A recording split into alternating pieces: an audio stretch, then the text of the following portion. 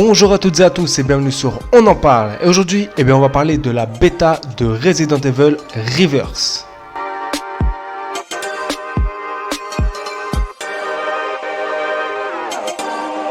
Alors, qu'est-ce que Resident Evil Reverse ? C'est tout simplement un jeu gratuit multijoueur qui sera proposé aux acquéreurs de Resident Evil Village qui sort le 7 mai 2021 sur presque toutes les plateformes. Lors de la sortie de Resident Evil 3 en 2020, Capcom nous proposait Resident Evil Resistance, un jeu multijoueur en coop dans l'univers de Resident Evil. Et donc là, ils ont voulu réitérer la même chose, sauf que, en fait, à l'époque, quand Resident Evil 3 est sorti, il était sorti à 60€, alors que la campagne elle-même faisait à peu près 5 heures de jeu, et je peux vous dire qu'il y a beaucoup de joueurs qui n'étaient pas contents, dont moi-même. Et il faut dire aussi que il y avait vraiment de très bonnes idées dans ce Resident Evil Resistance, mais voilà, ça a fait un flop, ça a pas vraiment marché. Donc qu'est-ce qu'ils se sont dit ? Ils se sont dit, on va faire la même chose, on va sortir un multi, mais avec un gameplay plus basique, et ça se sent. Voilà, ça se sent, on voit que ils se sont pas pris la tête. Voilà, ils ont dit, on va faire un truc assez... Bon, il y a quand même une petite recherche quand même, mais ils se sont dit, on va revenir sur un gameplay un peu plus basique, et si ça marche pas, tant pis, et si ça marche, tant mieux. Juste une petite précision, la bêta qui est ouverte du 8 avril au 11 avril n'est pas pour juste montrer du gameplay, c'est juste tout simplement pour voir si les serveurs marchent.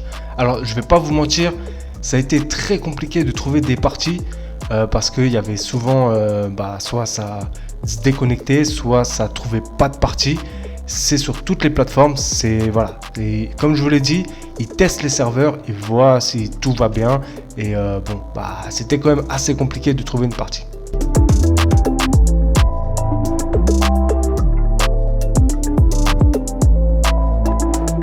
Dans Resident Evil Reverse, nous avons le choix entre 6 personnages emblématiques de la saga, dont Chris Redfield, Jill Valentine, Leon S. Kennedy, etc.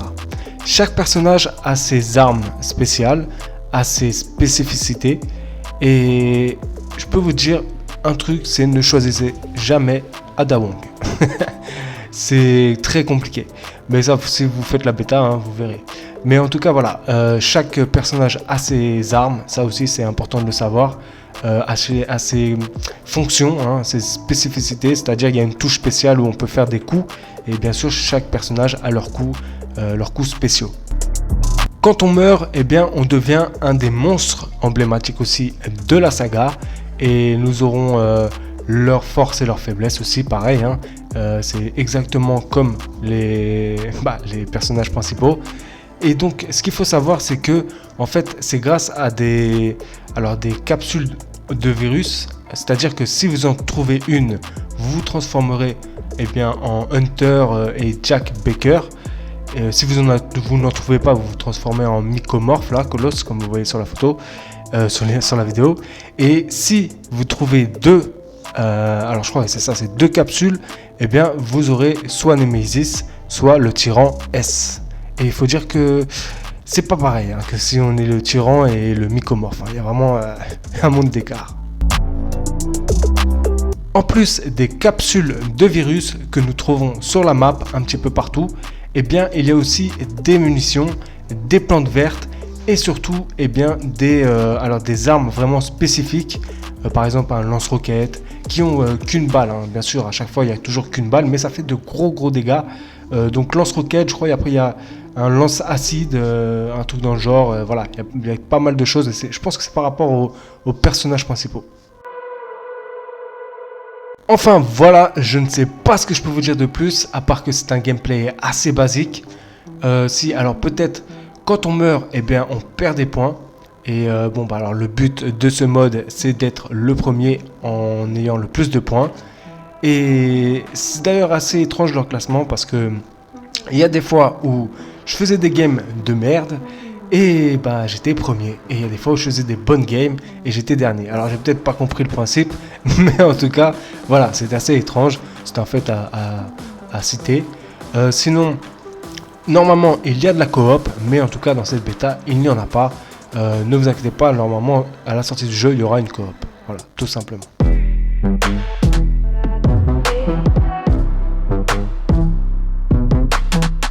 Alors, malgré que ce soit une bêta test, je vais quand même donner un petit peu mon avis. Sachez une chose, c'est que moi, ça fait depuis 96 que je joue à Resident Evil, et oui, ça date.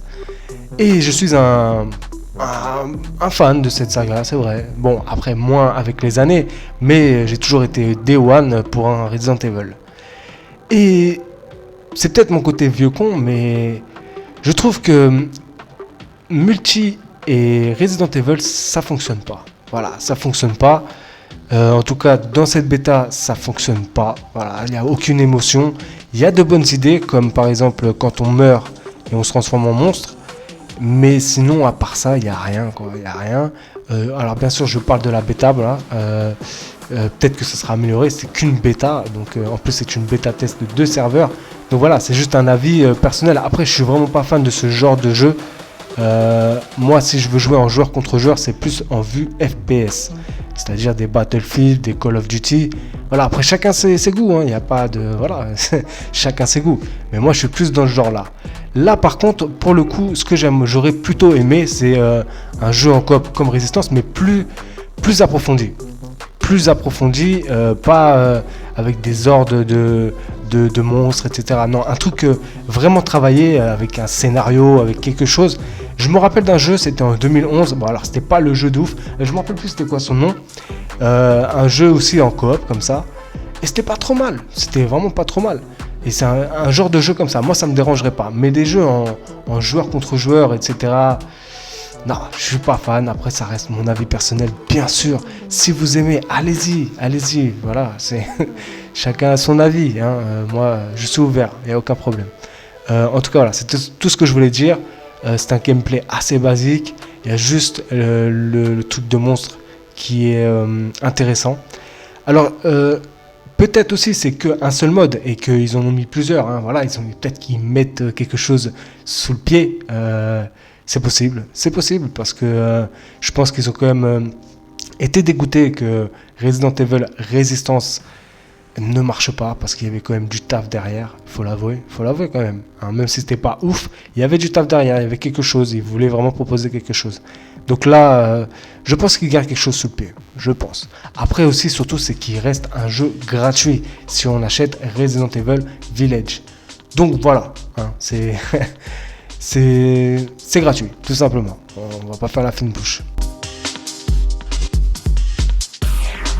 Eh bien écoutez, la vidéo se termine et j'espère que vous avez apprécié cette vidéo. Et si c'est le cas, eh bien likez, ça fait toujours plaisir. Si vous avez des choses à dire, laissez un commentaire. Et bien sûr, si toi qui vois cette vidéo qui n'es pas abonné à ma chaîne, je t'invite à t'abonner, c'est une chaîne polyvalente. Sur ce, moi je vous dis à bientôt pour de nouvelles vidéos. Prenez soin de vous. Au revoir.